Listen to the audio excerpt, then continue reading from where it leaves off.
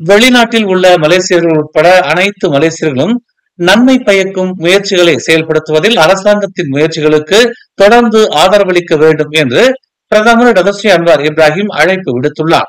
இப்போதைய அரசாங்கத்தில் ஒரு வலுவான குழு உள்ளது என்பதை தாம் வலியுறுத்த விரும்புவதாகவும் அந்த குழு ஒட்டுமொத்த மக்களுக்கும் பயனளிக்கும் கொள்கைகளையும் யுத்திகளையும் செயல்படுத்த கடுமையாக உழைக்கும் என்றும் அவர் கூறினார். ஊழல்வாதிகளுடனோ அல்லது தேசத்தின் செல்வத்தை கொள்ளையடிக்கும் எந்த கட்சிகளுடனும் படானி அரசு சமரசம் செய்து கொள்ளாது என்று அவர் கூறினார். நேற்று ரியோ டி ஜெனிரோவில் சுமார் 200 மலேசிய புலம்பெயர் உறுப்பினர்கள் மற்றும் மலேசிய நண்பர்கள் கலந்து கொண்ட இரவு விருந்தில் அவர் இந்த கருத்துக்களை தெரிவித்தார். மலேசிய குடிமகன் அல்லாத வாழ்க்கை துணைவர்கள் தானாக நாட்டில் வேலை செய்வதை தடுக்கும் long term social visit pass குறித்த விதியை நீக்குமாறு ஃபேமிலி ஃப்ரண்டைஸ் அமைப்பு உள்துறை அமைச்சை கேட்டுக் கொண்டுள்ளது. வேலை வாய்ப்பிலிருந்து தடை செய்யப்பட்ட சம்பந்தப்பட்ட பிரிவை நீக்குவதற்கு அந்த அமைப்பு அழைப்பு விடுத்துள்ளது.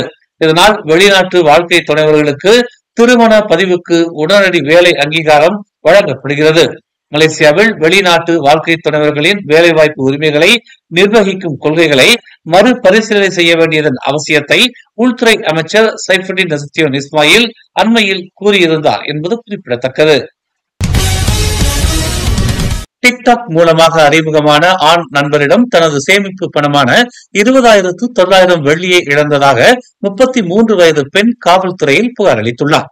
தனது கணவர் இறந்த பின்னர் பெறப்பட்ட பணம் அது என்றும் டிக்டாக் மூலம் அறிமுகமான நபர் பொருட்களை அனுப்பியதாகவும் விமான நிலையத்தின் காவல்துறைக்கு பணம் செலுத்தி பொருளை பெறும்படி டிக்டாக் நபர் வலியுறுத்தியதில் 20,900 வெள்ளி பணத்தை வெளிநாட்டு நாணயத்தில் அனுப்பியதாகவும் முதற்கட்ட விசாரணையில் தெரிய வந்துள்ளதாக கோலத்திரங்கானு மாவட்ட காவல்துறை தலைவர் உதவி ஆணையர் அஸ்லி முகமது நூர் தெரிவித்தார்.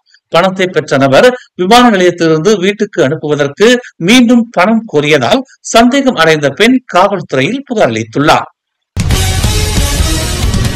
இவ்வாண்டு ஜனவரி மாதம் முதல் அக்டோபர் மாதம் வரையில் மொத்தம் 5,32,125 சாலை விபத்துகள் பதிவாகி உள்ளதாக போக்குவரத்து துறை துணை அமைச்சர் டாக்டர் ஹஸ்பி ஹபிபுல்லா தெரிவித்துள்ளார். இந்த சாலை விபத்துகளில் மொத்தம் 5,364 விபத்துகள் மரணத்தை ஏற்படுத்தி உள்ளதாக அவர் கூறினார். விபத்துகளின் எண்ணிக்கையில் அதிகமாக பாதிக்கப்பட்டது இளைஞர்கள் என்றும் மோட்டார் சைக்கிள் விபத்துகளின் எண்ணிக்கை அதிகரித்துள்ளதாகவும் அவர் கூறினார். கொம்பாக்கில் உள்ள MRR2 நெடுஞ்சாலையில் கட்டுப்பாட்டை இழந்த லாரி 11 கார்களையும் ஒரு மோட்டார் சைக்கிளையும் மோதி விபத்துக்குள்ளானது. நேற்று மாலை 3 மணி அளவில் அவசர அழைப்பை பெற்றதாக ஸ்லாங்கூர் மாநில மீட்புப் படை உதவி இயக்குநர் அமாட் முக்லிஸ் மக்தார் தெரிவித்தார். இந்த விபத்தில் ஒரு பெண் உட்பட 3 காயமடைந்ததாகவும் 43 முதல் 65 வயதுடைய 3 மீட்டு மருத்துவமனைக்கு கொண்டு சென்றதாகவும் அவர் கூறினார். முழுமையான மீட்பு பணியில் ஈடுபட்ட அதிகாரிகளின் அறிக்கையின்படி எந்த ஒரு உயிரிழப்பும் ஏற்படவில்லை என்றும் மற்ற வாகன ஓட்டிகள் சிராய்ப்பு காயங்களுக்கு உள்ளானதாகவும் அவர் தெரிவித்தார். காவல்துறையின் பாதுகாப்பு வாகனத்துடன் வந்த VIP வாகனம் ஒன்று பொதுமக்கள் வாகனத்தை மோதி விபத்துக்குள்ளாகும்படியான காணொலி சமூக வலைதளங்களில் பரவியதை அடுத்து புக்கிட்டமான் போக்குவரத்து குற்ற புலனாய்வு துறையினர் விசாரித்து வருவதாக அதன் இயக்குநர் டத்தஸ்ரீ முகமது யூஸ்ரி ஹசான் பஸ்ரி தெரிவித்தார். வடக்கு தெற்கு நெடுஞ்சாலையில் கடந்த சனிக்கிழமை இந்த விபத்து ஏற்பட்டதாக நம்பப்படுகிறது. இது தொடர்பான காணொலி சமூக வலைதளங்களில் பரவியதை அடுத்து தற்போது மேல் விசாரணை நடத்தப்பட்டு வருவதாக அவர் கூறினார்.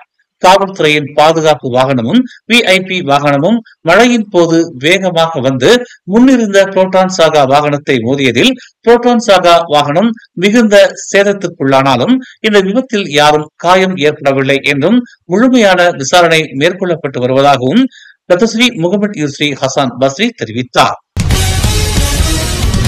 மேலும் செய்திகளை தெரிந்து கொள்ள தமிழ் மலர் நாளிதழை பாருங்கள். எங்களோடு இணைந்திருக்க மலர் டிவியை பதிவு செய்து கொள்ளுங்கள்.